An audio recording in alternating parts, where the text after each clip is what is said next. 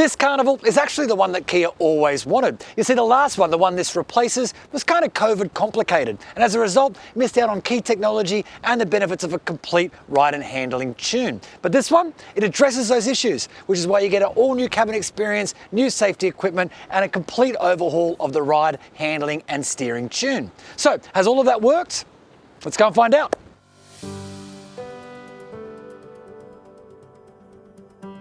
Okay, bad news first. The price is higher this time around, right across the 5 trim lineup, with prices up between around $2,600 and $5,300, depending on which trim level you're shopping for. Prices now start at $50,150 for the entry-level S petrol and climb all the way to $72,910 for the top-spec GT line diesel. There's also a GT line hybrid which tops the group at $76,210, but it's not here yet, so we'll cross that electrified bridge when we get to it and stick with the ICE range for now. So, the range opens with the S, which scores 17-inch alloys, LED headlights and DRLs, heated mirrors, cloth seats, an electronic parking brake, and a smart key with push-button start, which is new for this update. On the tech front, there is a new integrated 4-inch driver display and a new 12.3-inch central screen with Apple CarPlay and Android Auto, linking with an 8-speaker sound system, now with a surround sound function. Stepping up to the Sport adds 18-inch alloys, rear LED combination lamps, a leather steering wheel and shifter, and dual zone climate with temp controls, and single zone climate in the second row. New for this update are AeroBlade wipers, wireless charging, and artificial leather seats. Next is the Sport Plus, which gets a whole host of new safety equipment, which we'll come back to in a moment, along with a powered tailgate, automatic sliding doors, and auto windows. You get a better front fascia and heated seats in the first and second rows too. It also ups the tech with twin 12.3-inch screens taking care of multimedia and driving info duties. Then comes the GT Line Lite, which is fitted with bigger 19-inch alloy wheels, scores LED interior lighting, gets a dual-pane auto sunroof, and chrome embellishments on the exterior. The trade-off though is that the powered windows are now for the driver only, as is the powered front seat. Finally, there's the flagship GT line, which nabs dual projection headlights, a heated steering wheel, a 12-speaker Bose sound system, ventilated seats up front, a big head-up display and a digital rear-view mirror, along with a slightly better interior treatment and the return of auto windows and powered seats to the passenger side of the car. I think part of the magic of the Carnival design here is that Kia has managed to make something that is quintessentially uncool, a people mover, actually look pretty rad. And I think part of that is because it looks wide and low to the ground sitting on these 19-inch alloys and almost like an old JDM tune car, for example. I also love the Kia's front end design treatment, and I think it especially works here, even on a white car. I love the LED running lights, the grille, everything comes together to give this people mover a bit of pizzazz. Welcome to the cabin of the Kia Carnival, or more specifically to the cabin of the top spec Kia Carnival, the GT line, which means it gets all of the nicest stuff, although you will have to pay for it. I love this twin 12.3-inch screen setup, which is standard from the Sport Plus grade and upwards, but in this model you also get a big head-up display, a 12-speaker Bose stereo, and the best of the cabin materials. But I must say, I've spent time in this car and the model below it, the GT Line Lite, and both have felt pretty premium and pretty calming, which I think is important if you have a car full of kids. The Carnival measures 5,115mm in length, 1,995mm in width, and 1,775mm in height, and it rides on a sizable 3,092mm wheelbase. And those minivan-like dimensions have a predictably positive impact on luggage space, with room growing from 627 litres with all seating rows in place to a massive 2,827 litres with the third row stowed.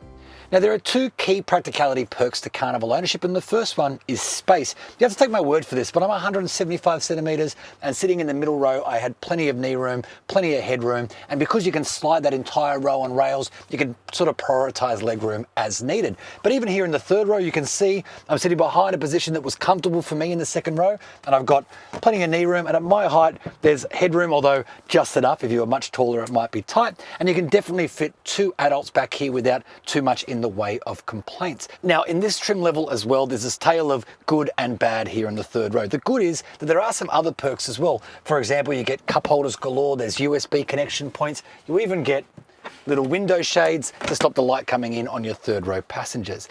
The bad is the fact that the materials get progressively worse the further you go back, and back here does feel very plasticky and very tinny. Now, practicality perk number 2 are the ISOFIX attachment points. There are 5 of them in this car, 3 across the middle row and 2 here in the back. There are 2 ICE options on the table here. The first is what I reckon is the lesser of the 2, a 3.5 litre petrol V6 producing a rev-happy 216 kilowatts and 355 newton meters. The better option, I think, is the 2.2 litre 4-cylinder diesel, which makes 148 kilowatts and 440 newton meters and just suits the nature of the car a little better. Both pair with an 8-speed automatic and send their power to the front tyres. Now, you'll have to excuse the poor paraphrasing for a moment, but it seems reports of the death of diesel have been greatly exaggerated, at least when it comes to the Carnival. Some 90% of this model's sales are with this diesel engine, with the petrol variant making up 10%, presumably mostly to fleet customers. It kind of acts a bit like a large SUV in that sense, where diesel is still a very popular fuel, as it is, of course, with dual cab utes as well. And to be honest, having driven both the petrol and the diesel engine now, I've got to say the diesel is definitely the pick of the Carnival bunch, at least for now. Incoming is a petrol hybrid, which might change the equation yet again. But for now, I do think diesel is the pick here. There's just plenty of torque under your foot whenever you need it. The delivery is nice and smooth. There's 440 newton meters there, which really is plenty, even in a car this big.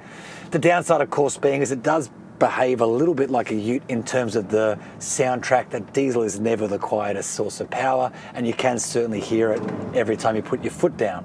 Now, the other big update for this car has been the ride and handling program, which has been done here in Australia. The last car, that was kind of done by correspondence. It was curtailed by COVID and the bushfires burning across the country, all those kinds of things. But this one has had the full local treatment, with the aim, the brand says, to make it feel a little bit like an SUV rather than a van.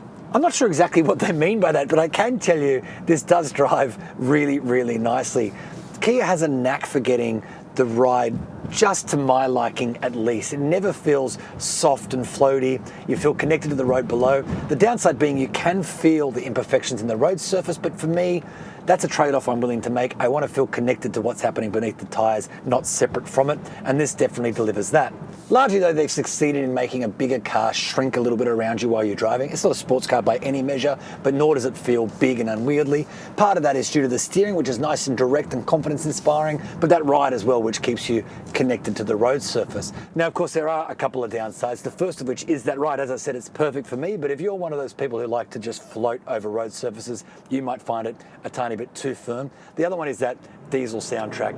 It's a constant accompaniment every time you put your foot down, and there's always the reminder that you've got a diesel up front. The third, it actually might be a tiny bit too torquey to match the nature of this car. On slippery road surfaces, it's been a bit damp like it was earlier this morning. There is actually a bit of wheel spin if you come out of corners too quickly, especially going uphill, which kind of interrupts the refinement of the experience just a little bit. The petrol engine will sip a claimed 9.6 litres per 100 kilometres on the combined cycle and produce 220 grams per kilometre of CO2. The diesel lowers both those numbers to 6.5 litres and 170 grams. Both models are fitted with a 72 litre fuel tank, which means you'll be sailing well north of $100 to fill this one up. Part of the change package for this updated Carnival is in its safety kit, some of which simply wasn't available when Kia launched its predecessor, which is why every model now gets a centre side airbag and forward collision assist AEB. Sport Plus models and up now add a blind spot view monitor and rain sensing wipers, as well as rear AEB through the parking and collision avoidance function. I have to say though, when your entry-level car is $50,000 plus, there's no real excuse for limiting the best safety kit to the upper spec models.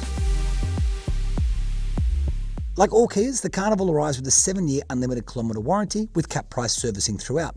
Kia's servicing costs are higher than some of its competitors though, so you might want to compare them and what's included, and just keep in mind that the diesel model will cost slightly more to maintain than the petrol version.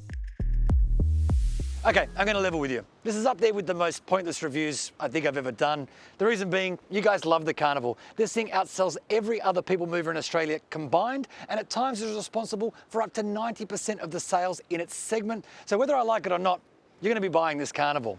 But I can tell you that this one improves the formula almost right across the board, everything except for price. Now, of course, this is just scratching the surface of the Carnival story, so to read my full review on this car and on hundreds of others, head on over to carsguide.com.au.